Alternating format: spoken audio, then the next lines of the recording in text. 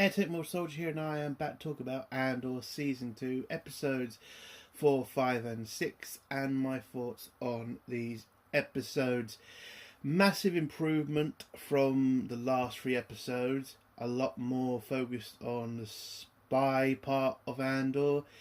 Not so many jokes, thank God. I loved a lot of the writing in all 3 of these episodes, but there is still a major problem with Andor, which is pacing. Pacing has been this series' problem since the beginning. They take so long to do so little. And I have to talk about, well, what I'm saying is, there are parts of each episode where we are just wasting time with characters that we really don't need to. Like, they brought Saw Gerrera back, and they did this weird fucking storyline with him. Oh, by the way, they answered the question of why Saw Gerrera is fucking crazy. And it is just a stupid fucking reason that he's crazy.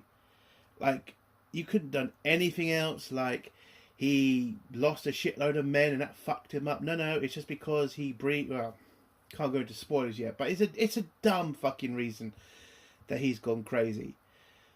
And other problems with other characters. Bex, I get it. Yeah, she went through a lot of shit, but can we get on with her? Like, I get it. You want to show that she's suffering with PTSD from all the shit she's dealing with. I get it. But can we just concentrate on Andor and his stuff? Because every time we're seeing Andor in these 3 episodes, it's interesting. His character is developing into a new character, into the Andor we see in Rogue One. You know, the fighter, the spy, the man who's willing to do anything for the rebellion. That kind of character. But he keeps getting brought back to Bix, where he just turns into this lovey-dovey bullshit. And I just didn't like that. And I want to give massive credit to Andor in these 3 episodes. Like, he is absolutely better in these 3 episodes than he was in the first one. He's used a lot more. His character gets more development. You see how he is starting to change, which is absolutely interesting. And I want to also give credit to these 3 episodes from showing the inner workings of the Empire, showing how the Empire is an actual threat to the rebellion, and how they are not just full of incompetent morons, which is actually fucking interesting. And also finding out more about the rebellion, or what's kind of happening in the universe with the rebellion, which is absolutely interesting. Like, how Luthen is bringing the rebellion together, and how he's, you know, how his network is kind of floundering right now, but he's starting to pick up pace. He's starting to realise that this Gorman thing could be a massive opportunity for the rebellion, how they could start building from it. And also there's like a scene in this episode where you can kind of see how far Luthen is willing to go. Like, he's willing to go really far, and he is willing to sacrifice anything and everything to defeat the Empire. And that's just fucking fantastic writing from the writers, like showing how far the rebellion will have to go to get the citizens of the Empire to rise up. And it's bloody brilliant. There are some problems though, and I have mentioned some of them, but one weird problem for me is, listen, you've got Krennic. You've got the actor to come back and reprise the role. Why am I only seeing him in like 1 scene in 1 episode? We've had 6 fucking episodes, and I think Krennic has been in 2 of them. Now, I'm not saying he has to be in every single one, but I want him to be more involved. Like, I get it. He can't really meet Andor because, you know, the whole, you know, Rogue One shit. But this guy can still play a massive part. Like, why is he not in ISB? Why is he not talking to Dedra or Paragrast anymore? It's like, they're just bringing him in for this one scene. It just feels like, why can't he be in the ISB? Why is he not there? Why is he not trying to find out what their plan is for Gorman? It just annoys me because he's a good actor. The character is an interesting character. And yeah, it just feels wasted right now. I mean, you could say the same thing about Saul Guerrero. It's like, you've brought Saul Guerrero back, you've brought the actor back, but you've done literally nothing with these two characters. They've just been in the side. They've just been at the background or in boring scenes.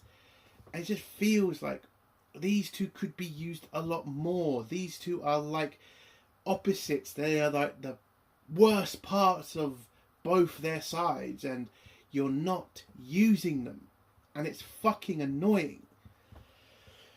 The one last problem I have with the 3 episodes, it's kind of a small problem, but it is a very fucking noticeable problem.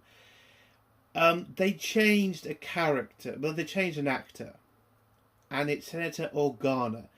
Apparently Jamie Smith, I think that's what his name is, he couldn't come back to do any episodes because he had a scheduling problem, and so they brought in a new actor to play him.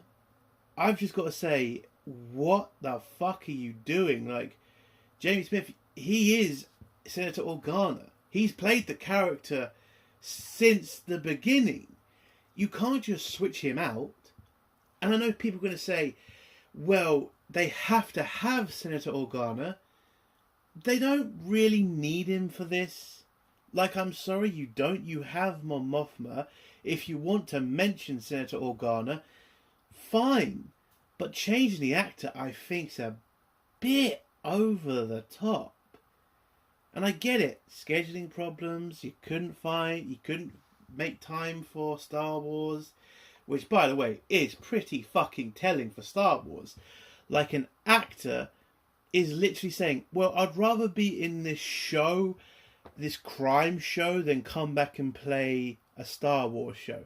That shouldn't be happening. Like, the actor should have literally said, well, Star Wars wants to be, hey, TV show about police officers. I'm going to have to do this because this is more important. This is daft, and it does show how fucking disastrous Disney has handled Star Wars. When you literally have actors who've played characters for fucking years not giving up just to come back and do that character again for what should be a massive opportunity. So that is pretty surprising.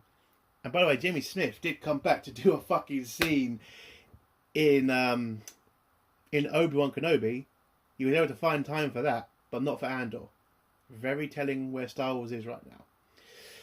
But listen, as a whole, the 3 episodes were absolutely entertaining. I love the fact it was a spy thriller, all 3 episodes.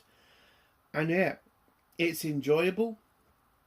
It's given the Empire a lot more competency, which is absolutely good, because Disney has not been handling the Empire very well. They have been making them look like morons, and you can't be afraid of a moron. Sorry, you just can't be. The reason Darth Vader was a good villain because he was fucking dangerous and he was fucking smart. Why is Tarkin a fucking dangerous bad guy? He's terrifying and he's smart. That is what makes a good bad guy. If you make the bad guy a fucking moron who can't shoot straight, then you lose so much in fear factor, which is the biggest problem with the Disney villains right now. But Andor does it right, and I absolutely give the writers credit for that. So what would I give all 3 episodes out of 10? I think I'll give it a good 7. I think 7 out of 10. They're good episodes, massive improvement from the first 3. And yeah, I'm pretty excited for the next 3 episodes. I am kind of annoyed we still haven't seen K2SO.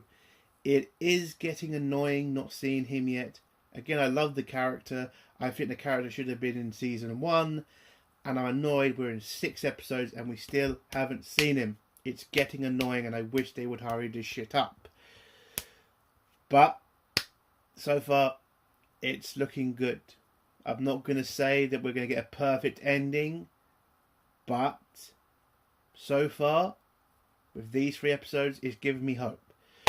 So, let's get to spoilers now. If you don't want to hear spoilers, leave in 3, 2, 1. So, the first episode starts off with us finding out it's been a year since the last episode.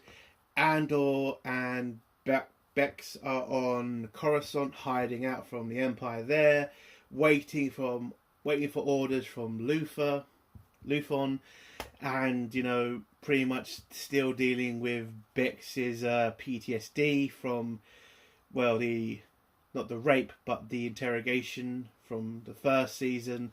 She is not handling it well. She's having nightmares, and she's trying to deal with her PTSD with drugs. And listen, I get it. They're trying to show the character going through a lot of shit. I understand it. You do focus on it way too much, Andor writers. I get what you're doing with it. But again, this is a Star Wars show. You've got to move it on a lot quicker. The pacing is still a massive issue in Andor. And I still can't believe that is still a thing. Because wasn't that one of the biggest complaints from the first season was fucking pacing. I really wish they would sort that out. Also in the first episode we see Cyril is now on Gorman as head of, I think, private security or something. And he's been sent there as an agent for the ISB under Dedra, and what he's there to do is to pretty much infiltrate the Gorman resistance. Because if you remember from the first 3 episodes, Dedra's basic plan to Gideon was, you're not going to get Gorman with propaganda, you're going to need something a lot more destructive. And the best thing for that is a resistance that's blowing shit up and getting people killed. That's how you can make the argument to send stormtroopers and ships to Gorman without it looking like the Empire is taking over. And so that's basically the plan. Start a resistance on Gorman and then send the troops in. But it also looks like Dedra has not told Cyril the entire plan. He thinks that their plan is to just create a resistance and just have the Empire come in with troops. I don't think Cyril knows the entire plan of the planet, but I don't know why they keep that information from him. I think he is a die-hard Imperial, and I don't think he's having that much of a problem with it. Even though through the episode he's doing well, you know, going undercover, pretending like he cares about Gorman, how he's defending them and from his mother, you know, saying it's all propaganda from the Empire, these are all good people. And then also you find out that he has a bug in his room where the resistance of Gorman, which is already technically established, are listening in on his communications to make sure that he can be a candidate for them to sway to their side to become a part of the resistance. By the way, the Gorman resistance, I think it's just a straight copy of the French resistance, especially, I think they're talking French. I'm not 100% sure because there was some stuff when they're talking in their language that didn't sound French, but I don't know. French was never my strongest language. But yes, I think the Gorman resistance is really based off the French. By the way, I absolutely love how the writers kind of show how, you know, new these people are to being resistance fighters.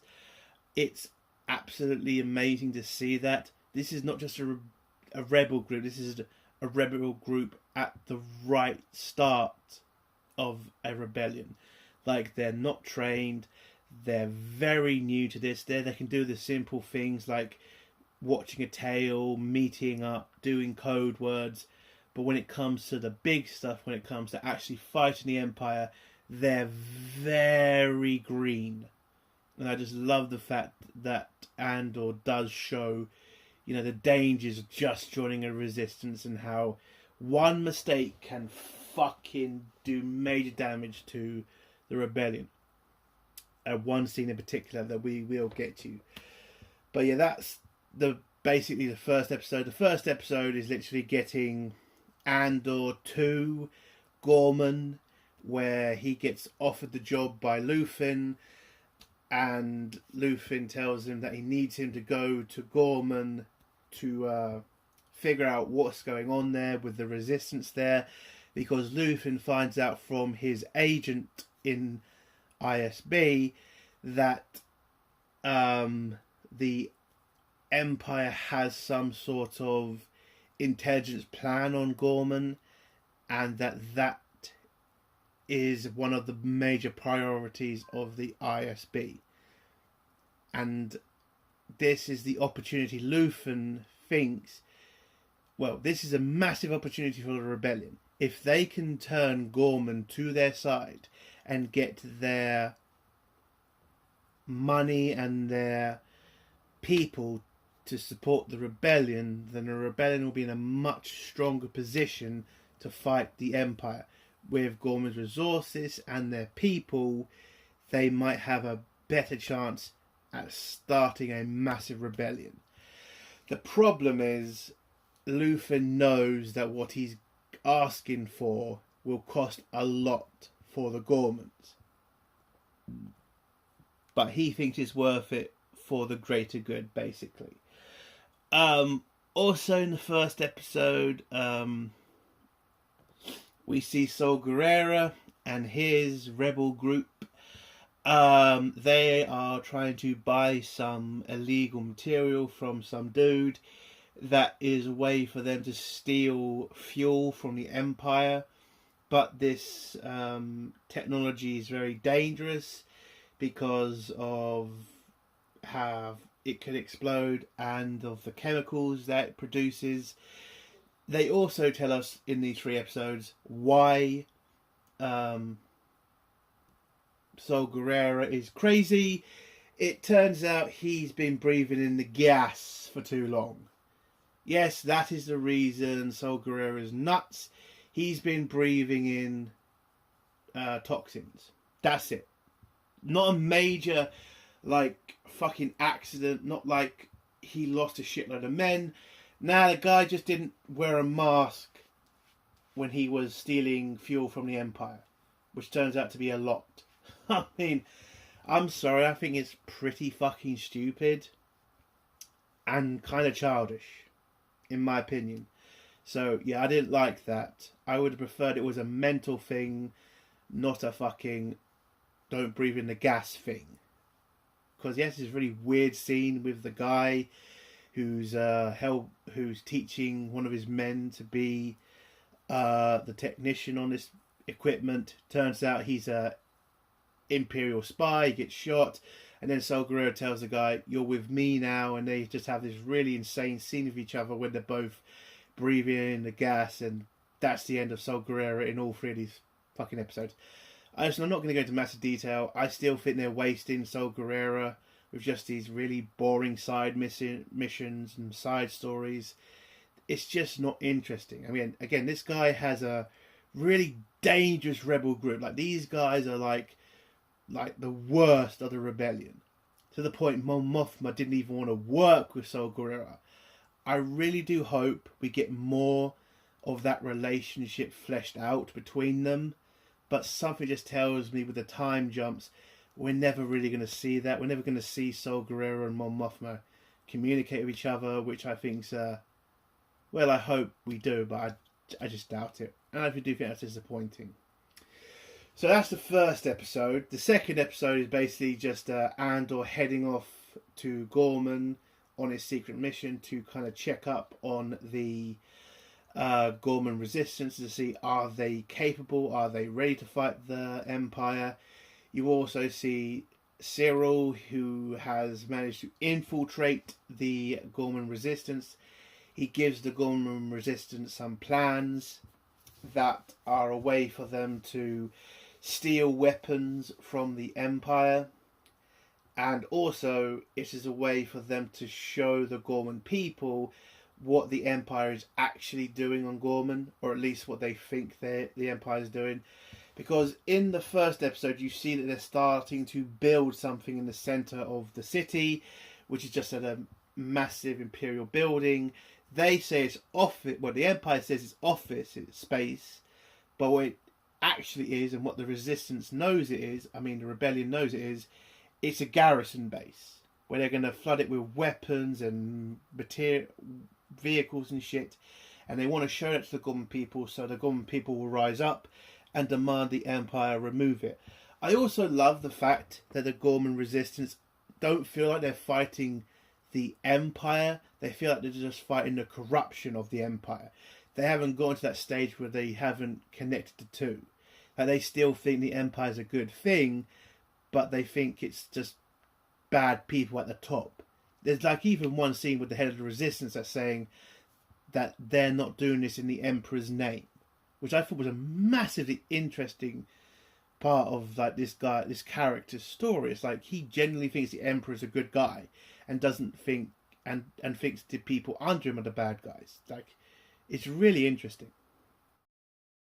Anyway, so before Andor heads off to Gorman, he needs his secret identity, which is a good part of this episode because it shows, more of a spy part of the rebellion.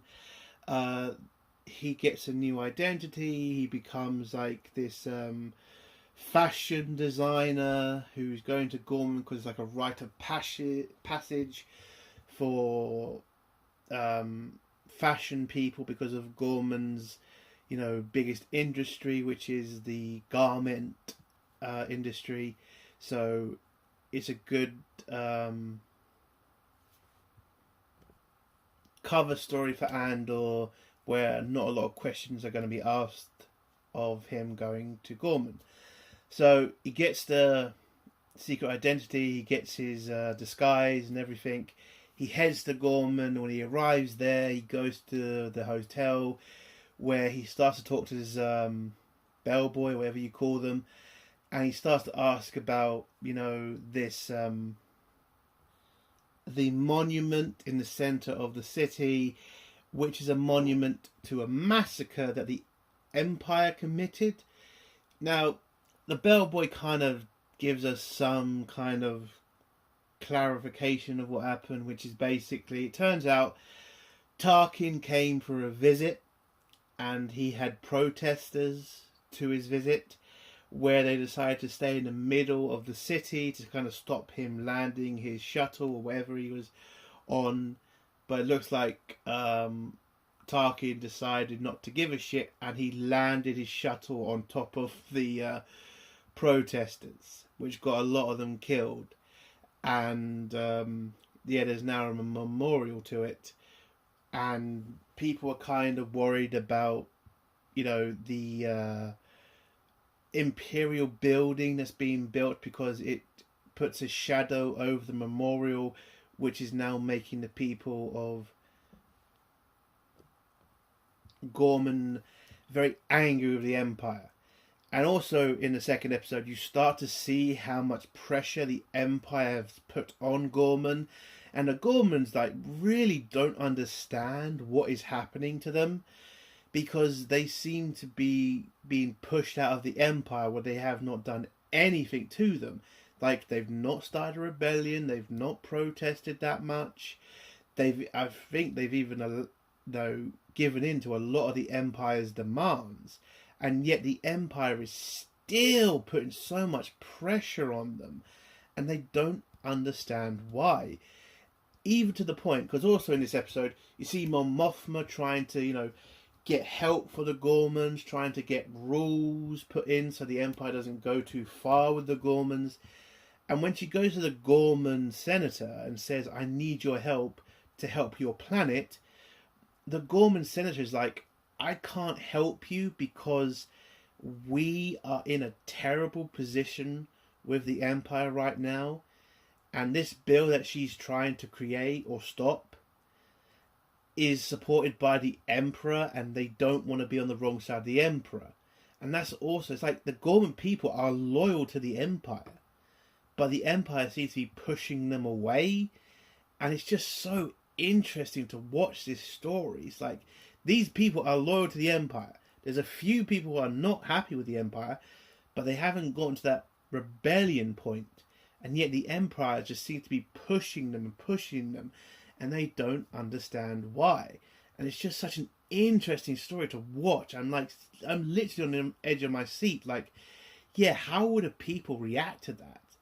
Like, how are they going to deal with the fact that they're now technically the enemy of the Empire, and they haven't done a fucking thing? It's just really interesting to watch this devastating situation for this planet to be in. I mean, it really is interesting. But, yeah, so Andor heads to the planet. I mean, Andor meets up with the Resistance. He meets the leaders. He asks them questions, tries to find out what their plan is, basically, what do they want to do. The Gorman's Resistance leader tells Andor they have a plan. They're going to expose the corruption of the Empire, show the Emperor that the bad Imperials are building a military base on Gorman without their permission. They've lied to the people of Gorman, and they're thinking if they send enough proof to the Emperor or the Empire and the Senate, that they can get the Empire to be pulled back. Unfortunately, Andor knows what the Empire is really like, and he knows that these people are, well, they're not too bright when it comes to the Empire. And he knows that this is not going to end well for them. And he goes back to Coruscant and tells Luthen, yeah, these people ain't ready for the Empire. They will get massacred if they fight them. But Luthen says, this is a massive opportunity for the rebellion. We need Gorman to come to our side. We need their money, we need their resources, we need their people. But Andor kind of mentions that if they fight the Empire, they'll lose and they'll die. And he says it'll be the biggest fireball in the galaxy, and it may give the rebellion the biggest recruitment drive they've ever had. It might be the spark that, lit up the rebellion, basically. So Andor kind of sees at this moment, holy shit, this guy is just literally going to let an entire planet be destroyed by the Empire just to give the rebellion a victory. But there's not really much he can do.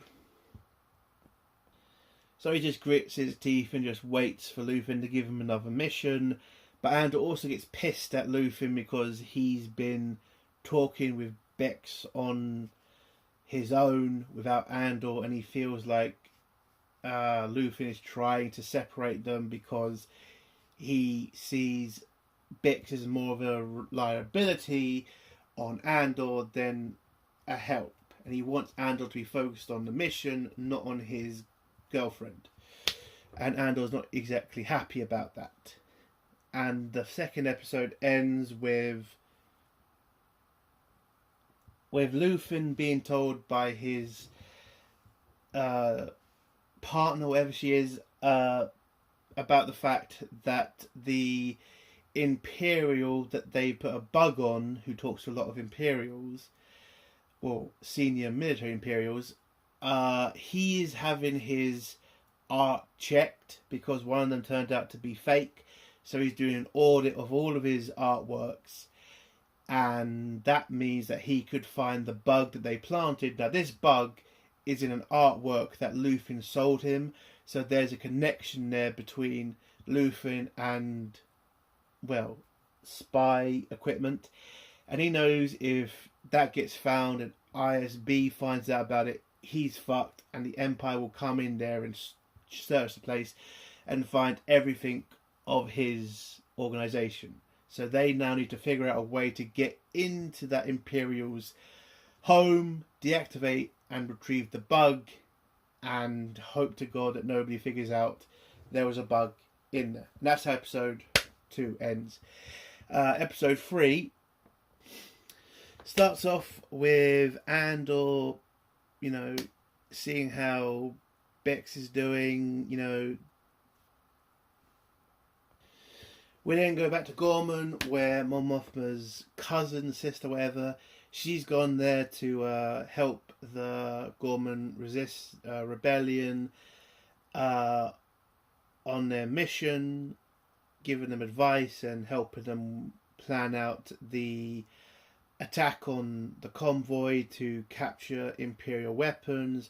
She explains to the Gorman rebellion how this needs to work, and the fact that she's in charge with her girlfriend.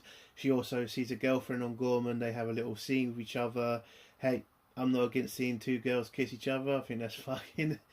I think that's great. So they have a little fun with each other. They then go to the meeting, tell the Gorman rebellion what they need to do, and the fact that they need to listen to them too, and the fact that they need to be unarmed. And some of them are not exactly happy about this arrangement. They don't want to be controlled by two random people. But Mon Mothma's sister just tells them, or cousin tells them, you don't know what you're doing. We've done this before. Listen to us and everything should go okay. They plan the mission for the next day. They're going to do it at night. And they now also from Cyril have the exact information about which transport to hit that is holding the Imperial weapons. They need to fight the Empire if needed. Also in this episode, we see Mon Mothma heading to a party from one of the other Imperial senators, where she's going with Luthen, who needs to get into this party so his second can go in, find the bug and deactivate it and remove it. They go to the party. You then meet up with Krennic, who's in this episode, and you can kind of see Krennic and Mon Mothma don't have a good relationship with each other. Looks like she's been kind of on his case for a long time, and Krennic is not exactly happy to see her because he just thinks of her as a dumb senator that he doesn't really need to deal with because he has the Emperor on his side. Also, we still see Bix is not dealing with her depression well. She's taking more drugs, and it's still causing her major problems. We then go to the party where Luthen, assistant, grabs Luthen's spy, makes him come with her to kind of help her retrieve the bug. They're able to do this because he's able to be in front of her while she's trying to pull out the bug from the bottom of the art piece. And then you see the Imperial come in with a shitload of Imperial senators and Krennic, and she starts to try to remove the bug, but it turns out to be stuck, and she's now doing everything she can to try to pull it out. And you're seeing Luthen's agent kind of terrified because he knows if he gets caught with Luthen's woman removing a secret bug from an Imperial senator's artwork, he's fucked, and ISB is going to fuck him and his entire family. So he's risking a lot by being here, but he knows that Luthen's got him by the balls, so he has to do as he's told. But they manage to pull out the bug and are able to get out of there before anybody notices anything's happened. You get the little conversation between Mon Mothma and Krennic about a rebel cell he was able to destroy, where Mon Mothma kind of accuses him of murder, basically, but Krennic just kind of shrugs it off. We then get the best part of the episode, which is the attack on the convoy. The Morgan resistance attack the convoy with the help of Mon Mothma's cousin and her girlfriend. They're able to disable the transport and knock out the driver. Once they do this, the Gorman rebels start grabbing the supplies, which turn out to be a bunch of E11s, and they just grab the cases and throw them down a tunnel where they put it on a truck, and they keep moving it on quickly. You see Cyril spying on them, informing ISB what's happening, and you can absolutely see the control that ISB have. They're keeping back the stormtroopers from heading in there and stopping the rebels from taking the weapons. This is going completely according to plan for ISB. It gives them enough now to start laying the groundwork for an Imperial invasion of the planet. Whilst all this commotion is going on with taking the weapons, some local Gorman comes across what's happening, starts to fight with one of the Gorman rebels, and unfortunately this Gorman rebel has a blaster on him. He ends up in a scuffle with this Morgan person and accidentally fires off his blaster and accidentally kills Mon Mothma's cousin's girlfriend. And it's a very tragic scene for her. She's just got her girlfriend back after a long time being split up. She is devastated by this, but realises where they are and she needs to be focused on the mission.